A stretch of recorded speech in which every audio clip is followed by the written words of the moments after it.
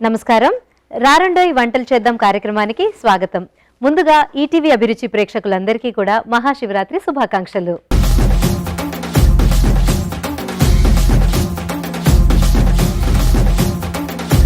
ఓం నమ శివాయ అనే పంచాక్షరి మంత్రాన్ని భక్తి శ్రద్ధలతో జపిస్తే చాలు ముక్తికి మార్గం ఏర్పడుతుంది అంటారు పెద్దలు. ప్రతి నెల మనకి మాస శివరాత్రి వస్తూనే ఉంటుంది కదండి. ఆ రోజు ఎంతో ప్రత్యేకతని సంతరించుకుంది. మరి అటువంటి వాటికంటే ఈ మహాశివరాత్రి ఇంకెంత గొప్పదో మీరే చెప్పండి. మరి ఇటువంటి పర్వదినాన మనతో పాటు మనకి ఎంతో సుపరిచితులైన ఒక వ్యక్తి గెస్ట్గా రాబోతున్నారండి. మరి వారెవరో కాదు, మాధవి ప్రియదర్శిని గారు. పేరు వింటేనే మీకు ఎక్కడో విన్నట్టుంది అన్నట్టే ఉంది కదా. మరి ఇంకా ఆవిడ్ని చూశారంటే గనక మన ఇంట్లో మనిషి అని అంటారండి. ఎందుకంటే ఎన్నో సీరియల్స్లో, అందులోనూ ఈటీవీలో కూడా మీకు ఎంతో సుపరిచితులైన మాధవి ప్రియదర్శిని గారు అటు సీరియల్స్లో కూడా చేశారు. అలాగే ఈటీవీ విన్ ఓటీటీ యాప్లో కూడా ఇప్పుడు రీసెంట్గా ఎన్నో వెబ్ సిరీస్లో కూడా వస్తున్నారు. కాబట్టి మనల్ని అందరినీ ఎంతో అలరిస్తున్న మాధవి ప్రియదర్శిని గారిని ఈనాటి మన కార్యక్రమానికి ఇన్వైట్ చేసేద్దాం.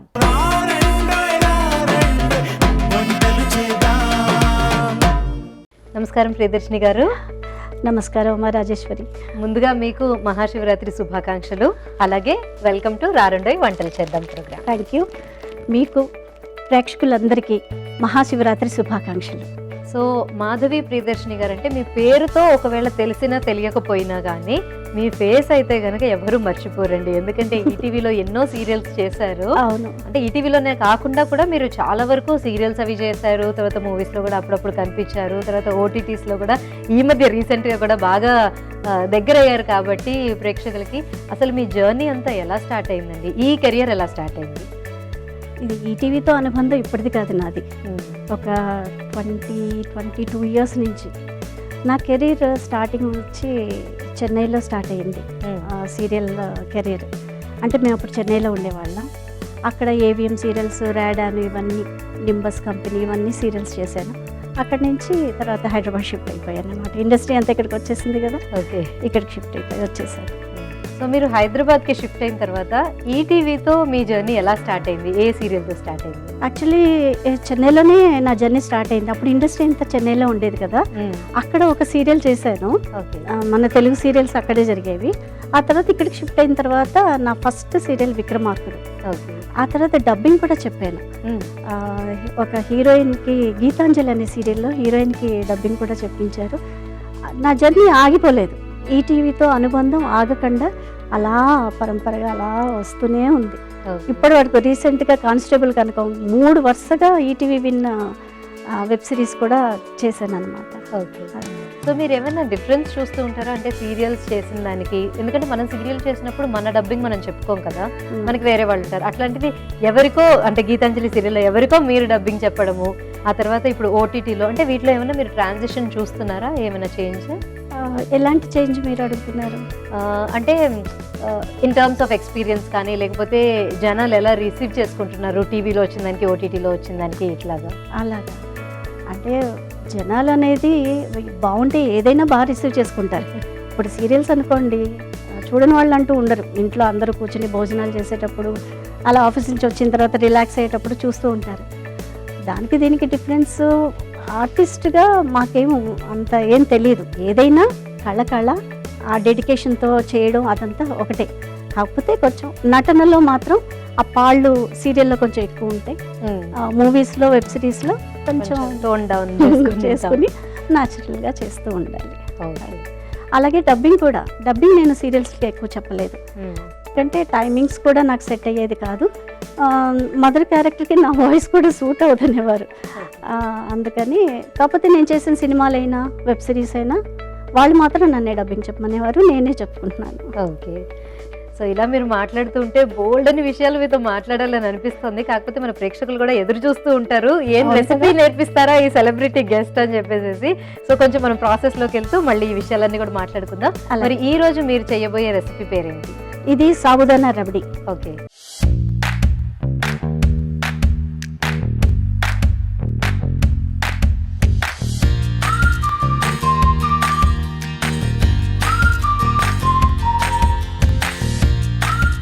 అదే ఎందుకు ఇప్పుడు చేస్తున్నానంటే శివరాత్రికి అందరూ ఉపవాసాలు ఉంటారు. అవును. ఉపవాసంలో కూడా తినగలిగే రెసిపీ అన్నమాట ఇది. ఓకే. సగ్గుబియ్యం, ఓకే. సగ్గుబియ్యంతో రబడి అంటే సాబుదానా రబడి. ఓకే. అది సో అది మనకి స్వీట్ కాబట్టి నైవేద్యం పెట్టుకోవడానికి బాగుంటుంది అట్లాగా. నైస్ అండి. సో మరి ఆ ప్రాసెస్ లోకి వెళ్దాము. ముందుగా దానికి కావాల్సిన పదార్థాలు ఏంటో చూద్దామా? అలాగే. సగ్గుబియ్యం, డ్రై ఫ్రూట్స్, నెయ్యి, పాలు, యాలకుల పొడి, పంచదార, కుంకుమ పువ్వు మిశ్రమం. సాబుదానా రబడీకి కావాల్సిన పదార్థాలు చూసాం కదండి. దాని ప్రాసెస్ లోకి ఇప్పుడు వెళ్ళిపోదాము. సో ఎలా స్టార్ట్ చేయాలండి? నెయ్యి వేసుకుని డ్రై ఫ్రూట్స్ ఫ్రై చేసేసుకుని పక్కన పెట్టేసుకో. ఓకే.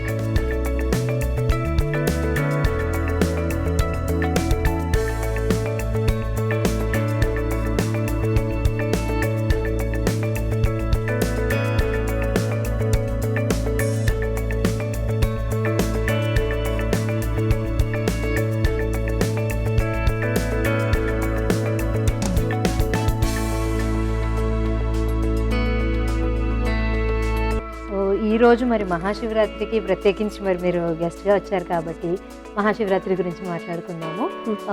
అంటే ప్రతి నెల వచ్చే మహాశివరాత్రుల కంటే మహాశివరాత్రి చాలా గొప్పది, జాగారం ఉండాలి ఇలా అంటూ ఉంటారు కదా.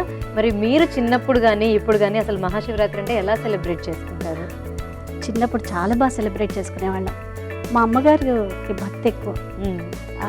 అన్ని రకాల పర్వదినాలు, పండుగలు అన్నీ బాగా చేసేవారు అనమాట. మా అమ్మగారితో గుళ్ళకి వెళ్ళడం ఇవన్నీ జరిగేది. మహాశివరాత్రికి అయితే అసలు రాత్రి జాగారం కూడా చేసేవాళ్ళం. మేము చిన్నపిల్లలు అయినా మా అమ్మగారు జాగారం చేస్తుంటే, అంటే ఇప్పట్లాగా ఏదో జాగారం అని చెప్పి టీవీలో సినిమాలు పెట్టుకుని ఎంజాయ్ చేసుకుంటూ అలా ఉండేది కాదు. మా చిన్నప్పుడు గుడికి వెళ్ళిపోయేవాళ్ళం. అక్కడ అన్ని భక్తి గీతాలు అవన్నీ జరుగుతూ ఉండేవి, భజనలు అన్నీ తెల్లవార్లు ఉండేవి. అంటే చిన్నపిల్లలం కదా, కాసేపు అమ్మవాళ్ళు పడుకోవడం లేవడం అవన్నీ మామూలే. కానీ మా అమ్మగారితో పాటు వెళ్ళడం అవన్నీ అలా బాగా జరుపుకునేవాళ్ళం. అంటే అది మా ఊరి పక్కనే కూడా పాలకుల్లో క్షీరారామేశ్వర స్వామి పంచారామంలో ఒకటి ఉంది. ఓకే. క్షీరారామలింగేశ్వర స్వామి ఆలయం, సోమేశ్వర ఆలయం భీమవరం. మాది నర్సాపురం, వెస్ట్ గోదావరి. దానికి పక్కనే కాబట్టి ఆ గుళ్ళకి వెళ్ళడం ఇవన్నీ చాలా బాగా జరిగేది. ఆ కాలంలో అయితే ప్రతి గుళ్ళో పూజలు అంటే అసలు ఎంత బాగా జరిగేదో. సో మనం చిన్నగా ఉన్నప్పుడు మనకి ఇలా జాగరణ చెయ్యాలి అని తెలియకపోయినా అందరూ ఉన్నారు.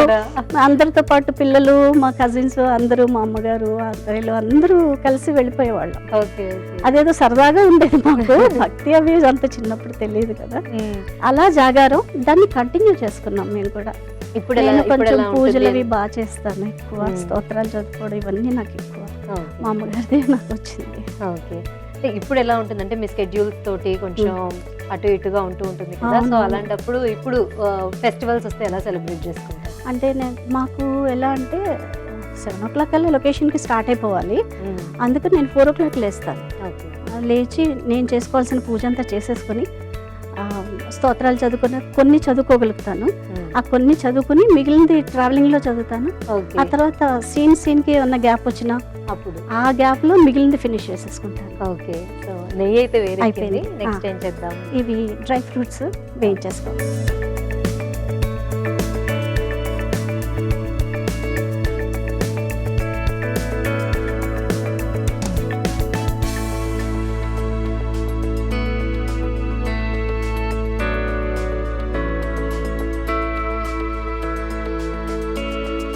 దోరగా వేయించుకోవాలి, ఎక్కువ మాడకూడదు. మాడితే మళ్ళీ టేస్ట్.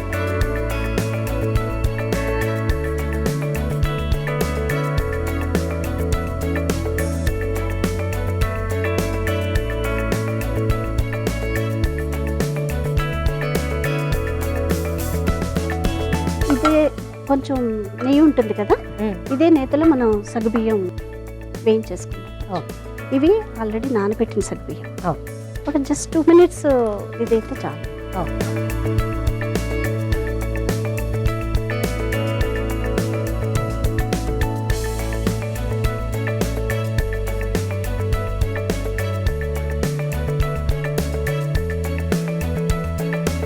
సిమ్లో పెట్టుకుని జస్ట్ కొంచెం వేస్తే 1 నిమిషం సరిపోతుంది. So back to your career అన్నమాట. మన ఇందాక అడుగుతున్నట్టు మన ఏజ్ కంటే కూడా పెద్ద క్యారెక్టర్స్ చేస్తున్నప్పుడు ఎలా అనిపిస్తుంది మీకు? అంటే ఆర్టిస్ట్గా ఏ క్యారెక్టర్ అయినా చెయ్యాలి, ఆ ఇన్వాల్వ్మెంట్ అలా వచ్చేస్తుంది అంతే. అంతేగాని ఈ రోల్ ఎందుకు వచ్చింది అట్లా ఏముండదు, అసలు ఏమి ఉండదు. ఓకే. సో ఎన్నో సీరియల్స్ చేశారు కదా, వీటన్నిటిలో మీకు బాగా మెమరబుల్ గా ఉండి మీ హార్ట్ కి బాగా దగ్గరగా ఉన్న క్యారెక్టర్ ఏది మీరు చేసిన వాటిలో? అంటే అన్ని మదర్ క్యారెక్టర్సే చేశాను, ఒకదాని నుంచి ఒకటి. ఇప్పుడు ఒకటి చేస్తుంటే అబ్బా ఎంత బాగుంది క్యారెక్టరు, ఇన్వాల్వ్ అయ్యి చేస్తాం కదా, అందరం కూడా ఒక ఫ్యామిలీ లాగా. అమ్మాయి అంటే నిజం కూతురు, క్లోజప్ చేసేటప్పుడు కూడా వితౌట్ గ్లిజరిన్ చేసేవాళ్ళం, ఆ హీరోయిన్ నేను వాళ్ళనమాట. ఎందుకంటే నిజంగా మా అమ్మాయి నా ఎదురుగా ఉండి ఇలా మాట్లాడితే నేను ఎలా, నా ఫీలింగ్స్ ఎలా ఉంటాయి, ఇలా జరిగితే మా అబ్బాయికి నాకు ఎలా ఉంటుందని నేను అది ఊహించుకుని చేస్తానన్నమాట. అందుకని without glycerin, mostly without glycerin చేస్తాను. మరీ పొద్దుటే వెళ్ళగానే ఏడుపు సీన్ పెడితే మాత్రం అప్పుడు గ్లిజరిన్ వాడతాను తప్ప పొద్దుటే అంత మూడు రాదు, ఇన్వాల్వ్మెంట్ వెళ్ళిన వెంటనే కదా. మోస్ట్లీ అలాగే చేస్తాను. అదే ఒకదాని మించిన ఒక క్యారెక్టర్. ఇప్పుడు ఇది అబ్బా ఇన్ని సీరియల్స్లో ఇది చాలా మంచి క్యారెక్టర్ అనుకుంటాను, నెక్స్ట్ సీరియల్ చూస్తే దాని మించి ఉంటుంది. అది ఇది అనేది చెప్పడానికి కష్టం. సో అంటే ఒకటే జానర్ లాగా, అంటే మదర్ క్యారెక్టర్స్ అంటే అవేనా, లేకపోతే కొంచెం భిన్నంగా చేసిన రోల్స్ ఏమన్నా మీకు బాగా గుర్తున్నవి ఉన్నాయా? అనే సీరియల్లో నేను గయ్యాళ అత్తగారిగా చేశాను. ఓకే. మా ఫ్రెండ్స్ అందరూ షాక్, నువ్వేంటి ఇంత ఇన్నోసెంట్ గా ఇంత ఇదిగా ఉంటావు, మా ఫ్రెండ్స్ అందరికి చూస్తే అయ్యో అది నిజంగా గయ్యాళ్ళ ఉండదు, మీరు అలా అనుకోకండి అని మా ఫ్రెండ్స్ వాళ్ళ ఫ్రెండ్స్ కి చెప్పేవారట. అలా. ఓకే. ఇది అయిపోయిందమ్మా, తీసేసుకుందాం. ఇప్పుడు ఇందులో పాలు పోసేస్తున్నాను.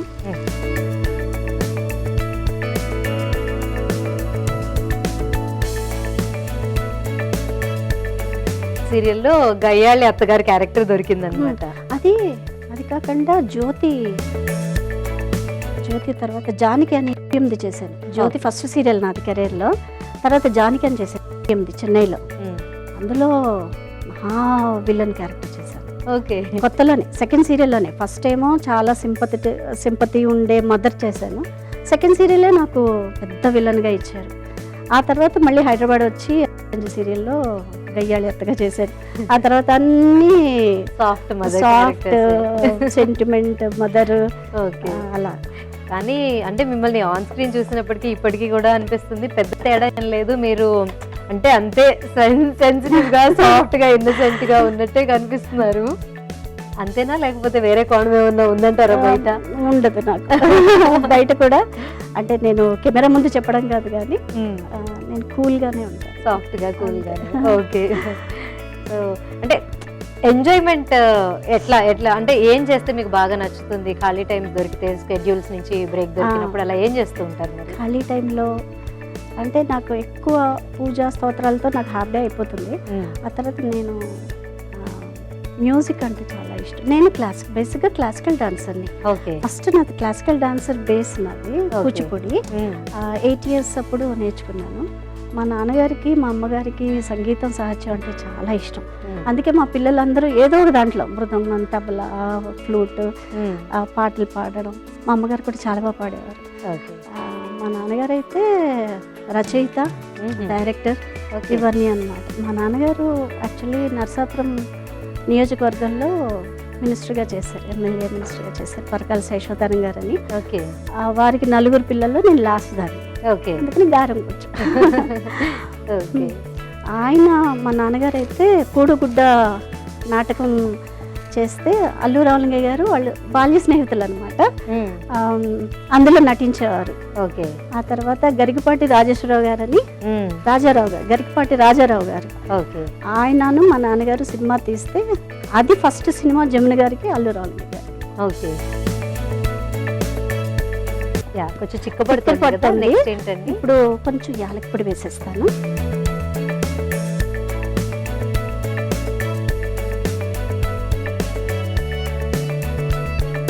నేను 8 years అప్పుడు డాన్స్ అలా నేర్పించారు, వీణ కూడా నేర్పించారు. ఆ వీణ మాస్టర్ వచ్చేటప్పటికి నేను స్కూల్ నుంచి వచ్చి సరిగ్గా ఆడుకునే టైంకి వచ్చేవారు. నాకేంటి ఆటల మీద ఉండేది, వీణ నేర్చుకోవాలని ఉండేది కాదు. ఎందుకు వచ్చారు అయ్యి మాస్టర్ అనుకుంటూ తిట్టుకుంటూ ఉండేదాన్ని లోపల.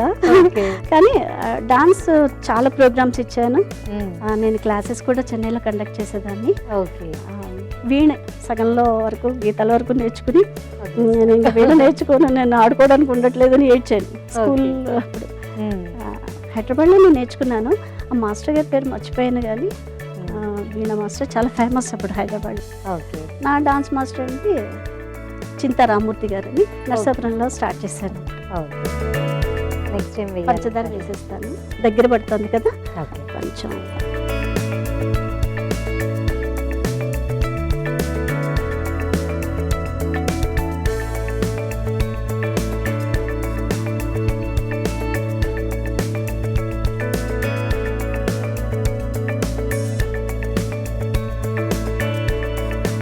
ఇది కాసేపు పంచదార కరిగి దగ్గర పడేలోగా మనం ఈలోపు ఏం చేయాలంటే కొంచెం కుంకుమ పువ్వు తీసుకోవాలి. ఆ కుంకుమ పువ్వు కొంచెం పాలల్లో మిక్స్ చేసేసుకుని పెట్టుకుంటే మంచిది, ప్లస్ రంగు వస్తుంది, మంచి రంగు వస్తుంది అన్నమాట. ఇందులో వేసేసుకోవాలి. ఒకసారి కలిపేసుకుంటే ఎంత మంచి కలర్ వచ్చింది. కలర్ మారిపోయింది. రబ్బడి అన్నాం కాబట్టి ఆ లైట్ yellow కలర్ అనేది బాగా తెలుసు. కరెక్ట్ కదా. కొంచెం దగ్గర పడాలి. ఒక్క 2 నిమిషాల్లో డ్రై ఫ్రూట్స్ వేసేసుకోవచ్చు. చాలా సింపుల్ ప్రాసెస్ కదా. చాలా సింపుల్ ప్రాసెస్, చాలా ఈజీ. ఉపవాసం ఉన్న వాళ్ళు కూడా తీసుకోవచ్చు. దీంతో చాలా వెరైటీలు చేస్తారు. ఉపవాసం ఉన్న వాళ్ళు సగ్గు బియ్యంతో తింటే అది ఉపవాసం ఇదైనట్టు కాదు. మనం అన్నం, దోశలు, ఇడ్లీలు అవి తినకుండా సగ్గు బియ్యంతో చేసుకున్న వాటివి తింటారు. సగ్గు బియ్యంతో అంటే సాబుదానా కిచడి అని, లేకపోతే అదే ఇంకొక మన స్టైల్లో అంటే ఉప్మా అనొచ్చు, లేదంటే వడలు వేస్తారు. చాలా రకాలు ఉన్నాయి దీంట్లో చేయాలంటే. ఇప్పుడు ఇలా కొంచెం ఉడుకుతుండగానే మనం వేయించిన డ్రై ఫ్రూట్స్ వేసేసుకుంటే వాటితో పాటు ఇది కూడా కొంచెం ఉడుకుతుంది కదా, అప్పుడు బాగుంటుంది. లేదంటే గట్టి గట్టిగా మనకి తగులుతూ ఉంటాయి. పాయసంలో కానీ పరవన్నంలో కానీ కొంచెం ముందే వేసుకుంటే కొంచెం జీడిపప్పు ఇందులో కూడా ఉడుకుతుంది, బాగుంటుంది.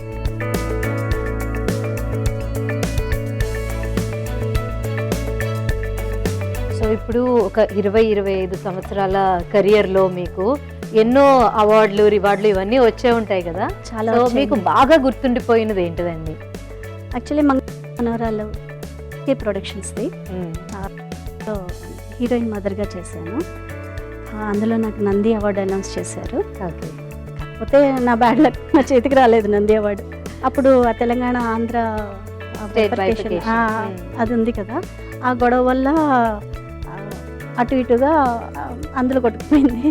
మళ్ళీ ఈ మధ్య అన్నారు, మళ్ళీ మీరు ఏ ఇయర్లో మీకు అనౌన్స్ చేశారు అది ఇవ్వండి డీటెయిల్స్ అన్నారు. ట్రై చేస్తూ ఉన్నారు, మరి ఏమైందో తెలియదు. ఆ రకంగా మీకు బాగా గుర్తుండిపోయింది. అందుకని ఇంకా బాగా గుర్తుంది.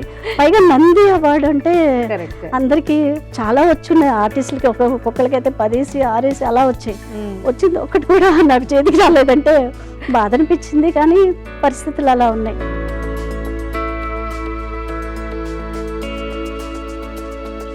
నేను డాన్స్ నేర్చుకున్నా, వీణ నేర్చుకున్నా, అన్ని వాటికి మా పేరెంట్స్ సపోర్ట్ చాలా ఉంది. ఎందుకంటే వాళ్ళకి చాలా ఇష్టం సంగీతం, సాహిత్యం అంటే. మా అమ్మగారు చాలా బాగా పాడేవారు. అబ్వియస్లీ మా నాన్నగారు ఇంకా రచయిత కాబట్టి డైరెక్టర్ ఇవన్నీ కదా. పేర్లు ఏంటండి అమ్మగారు? మా నాన్నగారి పేరు పరకాల శేషోత్తరం గారు. ఆయన ఎమ్మెల్యే చేశారు, తర్వాత మినిస్టర్గా చేశారు. మా అమ్మగారి పేరు కాళికమ్మ. ఓకే. ఆర్ట్ అక్కడే ఉందన్నమాట.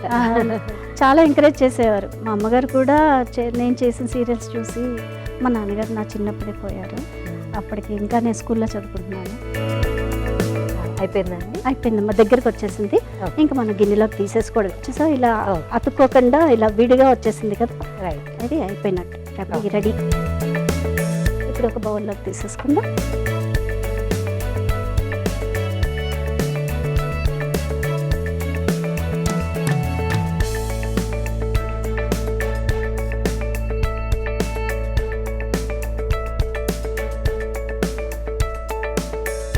సాబుదానా రబడీకి కావలసిన పదార్థాలు: సగ్గుబియ్యం, డ్రై ఫ్రూట్స్, పాలు, యాలకుల పొడి, పంచదార, నెయ్యి, కుంకుమ పువ్వు. సాబుదానా రబడీ తయారు చేసుకునే విధానం: ముందుగా స్టవ్ వెలిగించి పాన్ పెట్టుకుని అందులో నెయ్యి వేసి డ్రై ఫ్రూట్స్ ని వేయించుకొని పక్కన పెట్టుకోవాలి. ఆ తర్వాత అదే పాన్ లో నానబెట్టుకున్న సగ్గుబియ్యం కూడా వేసి కాసేపు వేయించుకొని అందులో పాలు పోసి కలుపుకోవాలి. కొంచెం చిక్కపడిన తర్వాత యాలకుల పొడి, పంచదార వేసి మరికొంతసేపు దగ్గర పడనివ్వాలి. ఆ తర్వాత మంచి రంగు రావటం కోసం కుంకుమ పువ్వుని కొన్ని చుక్కల పాలల్లో కలిపి అందులో వేయాలి. ఆ తరువాత ముందుగా వేయించి పెట్టుకున్న డ్రై ఫ్రూట్స్ కూడా వేసి కలిపి సర్వింగ్ బౌల్లోకి తీసుకొని సర్వ్ చేసుకుంటే సాబుదానా రబడీ రెడీ. సాబుదానా రబడీకి కావాల్సిన పదార్థాలు తయారు చేసుకునే విధానం చూశారు కదండి. ఇప్పుడు దీని టేస్ట్ చూసి ఎలా ఉందో చెప్పేస్తాను.